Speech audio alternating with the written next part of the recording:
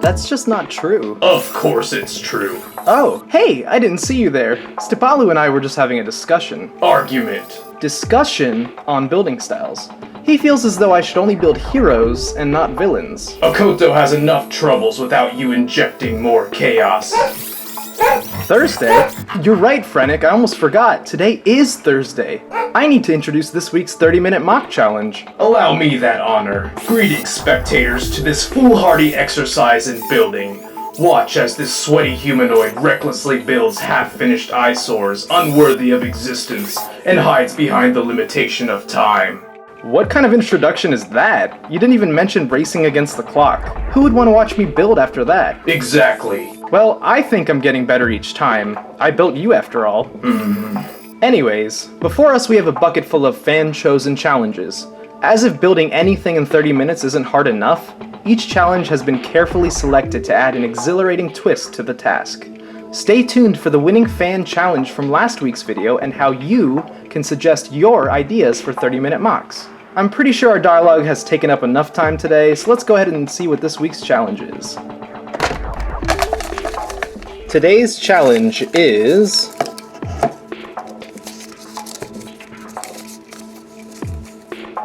to build an alternate Lord of Skull Spiders that can unite with a Toa of matching element. Oh my goodness, that's gonna be really hard. I do remember when this was initially posted that they also requested a action feature. So despite that not being on here, we're gonna go ahead and make sure I do that as well. There's a lot to do with this, so we're gonna have to make sure that I do not waste any time. Here we go. No more distractions, no more delays, just me, my Lego parts, and 30 minutes of non-stop building. We will begin in 3, 2... Hey guys, am I late? You weren't even invited. Who are you? I'm Etok. Okay, where did you come from, Etok? Right over there. What? Where did he go? So many questions and so few answers. Feel free to ponder this mystery. I have a mock to build in 3, 2, 1.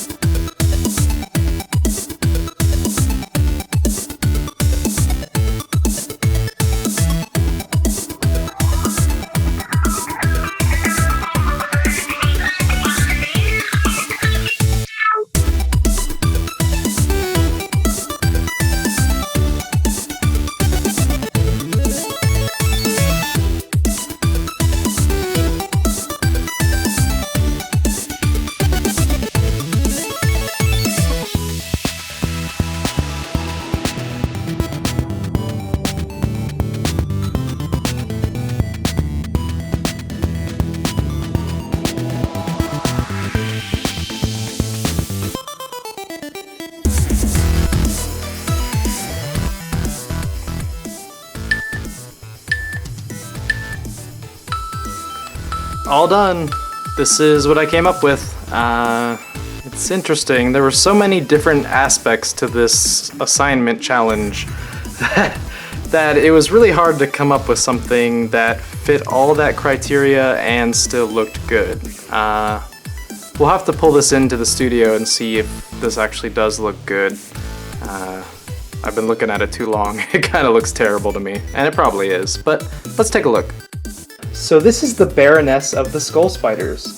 And yes, I said Baroness. She is a she. The Baroness of the Skull Spiders is the younger sibling from the same brood as the Lord of the Skull Spiders. Born much weaker and feebler than her brother, the Baroness had little choice but to flee in order to survive. And flee she did. Far, far away from him. She found herself deep within the frozen tundra of the ice region of Akoto. Soon, her body even adapted to the elements, and eventually she took on the element of ice as her own. From her frozen lair, she gave birth to many broods of baby skull spiders of her own. Unfortunately, most were as weak and feeble as her, and when confronted with the arrival of the Toa, these little babies stood little chance against the icy blade of Kopaka. So there were a number of requirements when I was building this set. She had to unite, she had to look like a spider, and she had to have an action feature. And I had to do all of this in 30 minutes. Can you see why this was hard? So let's start with the fact that she's a spider. Yep, she's a spider. She's got the proper number of legs, and I think in a lot of ways she almost looks better from this pose than from the top-down pose. That just looks so organic to me in the way it's shaped. I really like that. It doesn't do so well this way, but it doesn't look terrible.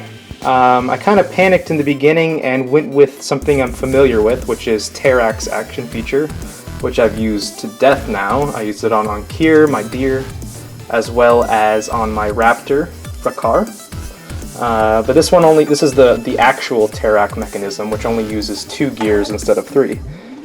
So basically how it works is you have to remove this, which I assume, or in my mind I think of as like an egg sac, full of new skull spider babies to wreak havoc on Akoto.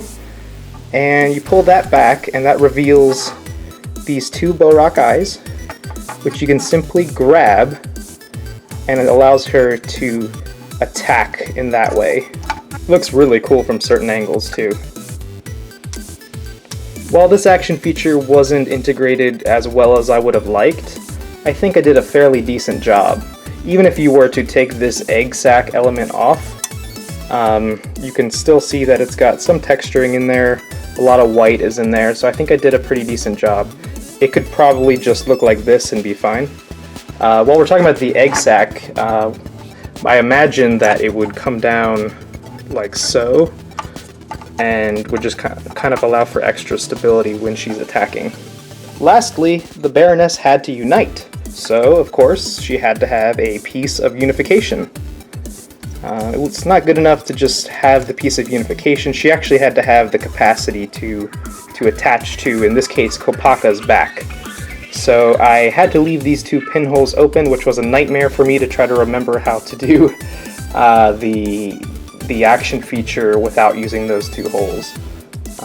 So let's go ahead and see what she looks like with Kopaka in front of her.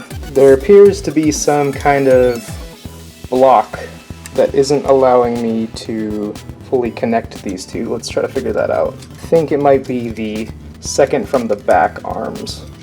So let's try twisting those around. Yep, that was it. I think she might actually look better with Kopaka than she does on her own, which is pretty hilarious to me. Obviously, she's completely oversized for poor Kopaka, and he's definitely going to need Stormbeast's back brace if he continues to wear her in Unity mode. So real quick, I want to just do a comparison between the Baroness of the Skull Spiders and the Lord of the Skull Spiders. Despite my storyline, they're actually pretty much the same size, and she's much bulkier. Perhaps it's all that time she spent in the frozen wasteland sitting and munching on food. Finally, let's see the winning fan challenge from last week, which was submitted by Wireless Phantom, who challenged me to build a Moc which can turn into a weapon that can be wielded by a larger Moc. Now with 29 likes, you can't really argue with that. Just to clarify, Wireless did not intend for me to make 2 Mocs, He didn't really need me to make the larger mock, just the weapon itself. So that'll be my focus. I'll spend most of the time making the weapon, and then I'll show you what it looks like on maybe Stippling or someone like that. So that's this week's winner for the challenge, but as you can see, this bucket is kinda empty. There's not all that much in it. Ever since the inception of this series, I've only had a maximum of 6 ideas in the challenge bucket.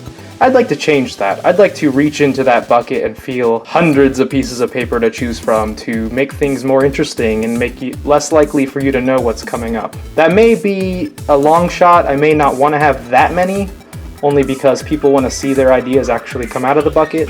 But for a little while at least, we're going to increase the volume over time. The best way to do that is to pick 2 challenges. So this week there's a second winner. The second winner was a challenge submitted by Mr. Giga, who asked me to build a Toa Uniter form for Makuta, like 2016 Akimu. That on its surface doesn't sound challenging, but it sounds like a heck of a lot of fun, and it's something I haven't done yet, so that's definitely going in the bucket, and that's going to be an amazingly fun challenge when I get there. It'll give me plenty of time to relax and really fine-tune my creative intuition. If you have a great idea for a challenge for the next 30-minute mock episode, please post your suggestions in the comments section below. Remember that the comments section below is the only place I will look when choosing next week's challenge. As much as I love the enthusiasm, having 30-minute mock suggestions on other videos, Instagram, etc., it's getting a bit out of hand. To let those videos have a chance at relevant discussions, I will unfortunately have to delete any 30-minute mock suggestions that come to me outside of this video series. I can assure you I read all the comments, so your suggestions will not be missed. I thank you for all your support in allowing this series to thrive. I have a blast making these videos, and the support has been simply incredible. I hope that I continue to entertain and encourage fellow LEGO enthusiasts to be creative and build things differently. So that's it. As always, thanks for watching.